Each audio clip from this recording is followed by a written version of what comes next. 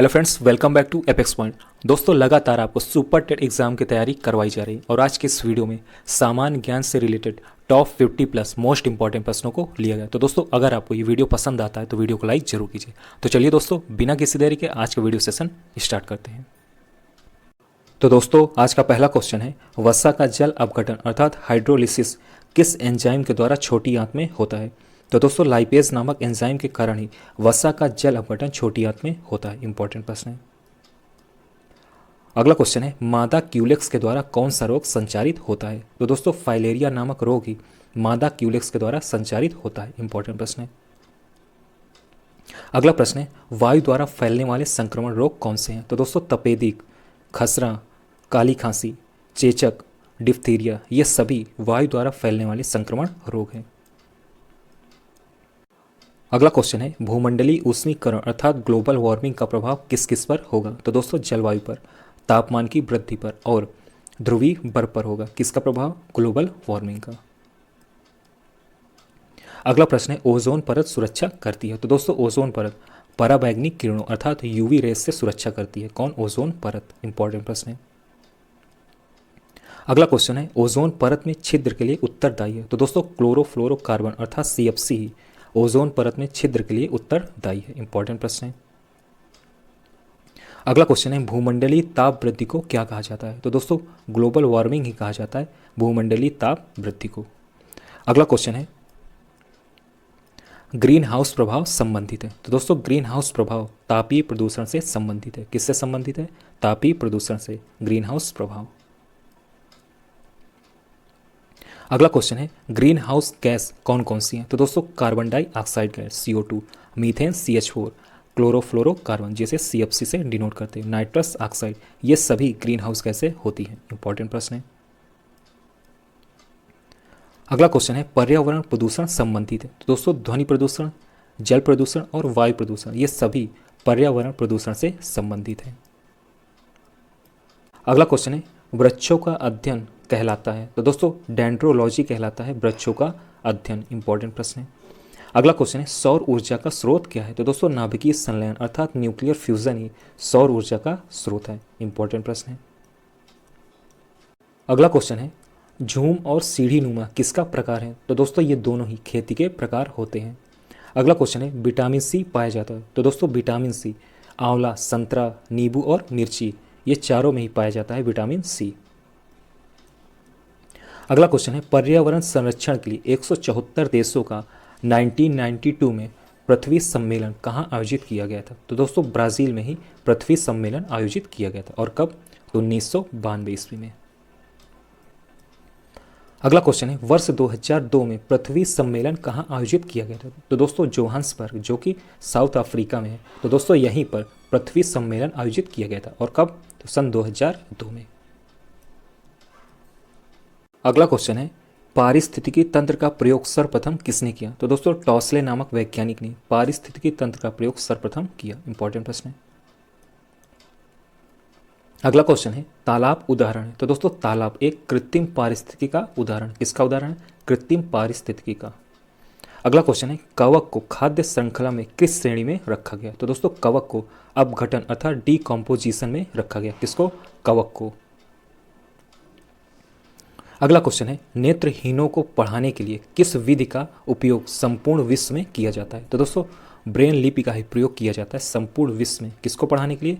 नेत्रहीनों को पढ़ाने के लिए। अगला क्वेश्चन है, सुंदरलाल बहुगुणा से संबंधित प्रमुख तथ्य हैं? तो दोस्तों, प्रसिद्ध पर्यावरणविद, चिपको आंदोलन के प्रमुख नेता, टिहरी बांध का विरोध और वृक्ष मित्र के रूप में प्रसिद्ध हैं। कौन? सुंदरलाल बहुगुणा। अगला क्वेश्चन है, चिपको वुमेन के नाम से किसे जाना जाता है? तो दोस्तों, गौरा देवी को ही चिपको वुमेन के नाम से जाना जाता है। इंपॉर्टेंट प्रश्न है। अगला क्वेश्चन है, चिपको आंदोलन कब और कहां शुरू किया गया था? तो दोस्तों, चिपको आंदोलन 26 मार्च 1974 को उत्तर प्रदेश के चमोली जिले में शुरू किया गया था और वर्तमान में चमोली जिला उत्तराखंड राज्य में है। अगला क्वेश्चन है, चिपको आंदोलन का मुख्य उद्देश्य क्या था? तो दोस्तों, चिपको आंदोलन का मुख्य उद्देश्य था वनों में पेड़ों की कटाई को रोकना। अगला क्वेश्चन है, चेचक अर्थात स्मॉल पॉक्स, रेबीज, पोलियो रोग किसके द्वारा फैलता है? तो दोस्तों ये सभी वायरस अर्थात विषाणु के द्वारा ही फैलते हैं। इंपॉर्टेंट प्रश्न है। अगला क्वेश्चन है सामान्य सर्दी और विभिन्न प्रकार के बुखार अर्थात फ्लू के द्वारा होता है। तो दोस्तों किसके द्वारा होता है? तो दोस्तों ये सभी वायरस के द्वारा ही होता है। अगला क्वेश्चन है पौधे नाइट्रोजन का उपयोग किस रूप में करते हैं? तो दोस्तों पौधे नाइट्रोजन का उपयोग नाइट्रेट के रूप में करते हैं। इंपॉर्टेंट प्रश्न है। अगला क्वेश्चन है प्रकाश संश्लेषण अर्थात फोटोसिंथेसिस में प्रकाश अभिक्रिया होती है। तो दोस्तों ग्रेनम में होती है प्रकाश संश्लेषण अभिक्रिया। इंपॉर्टेंट प्रश्न है। अगला क्वेश्चन है इबोला और चिकन पॉक्स किसके द्वारा होते हैं? तो दोस्तों ये दोनों ही रोग किसके द्वारा होते हैं? वायरस के द्वारा होते हैं।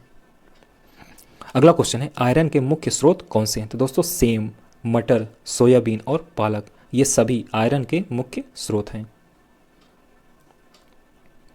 अगला क्वेश्चन है मानव शरीर में आयरन सहायक होता है। तो दोस्तों हीमोग्लोबिन के निर्माण में, मांसपेशियों में ऑक्सीजन इकट्ठा करने में, तो दोस्तों इसी में आयरन सहायक होता है।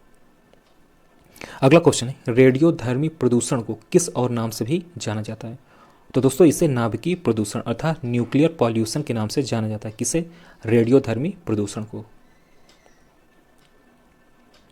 अगला क्वेश्चन है बालक की शिक्षा की प्रथम पाठशाला है। तो दोस्तों परिवार ही एक बालक की प्रथम पाठशाला होती है।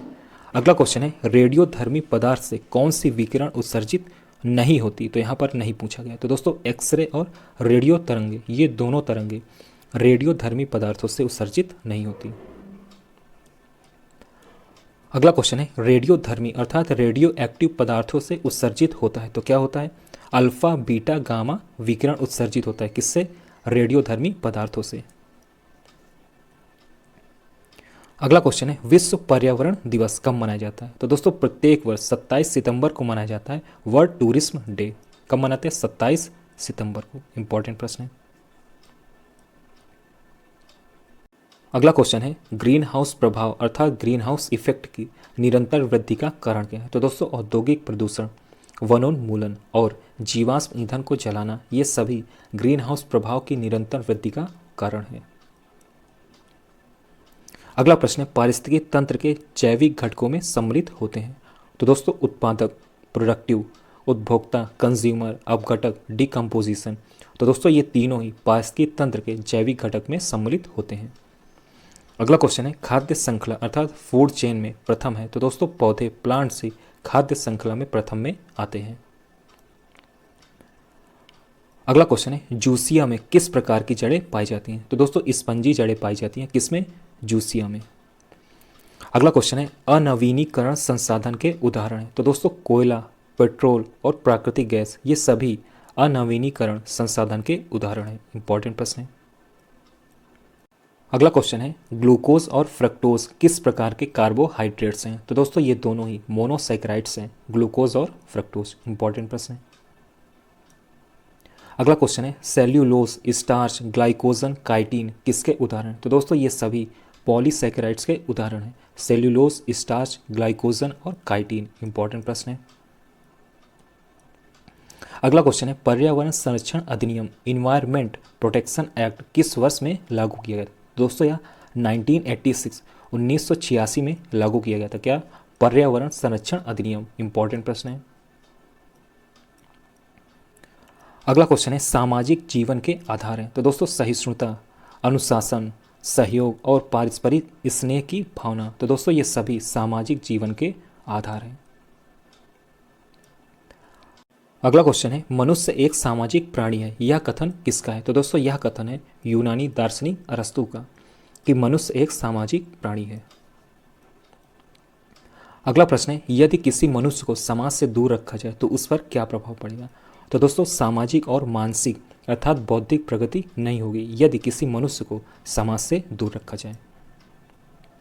अगला प्रश्न है अंतर्राष्ट्रीय अर्थात विश्व पर्यावरण दिवस कब मनाते हैं? तो दोस्तों विश्व पर्यावरण दिवस प्रत्येक वर्ष 5 जून को मनाया जाता है। कब मनाते हैं? 5 जून को। इंपॉर्टेंट प्रश्न है।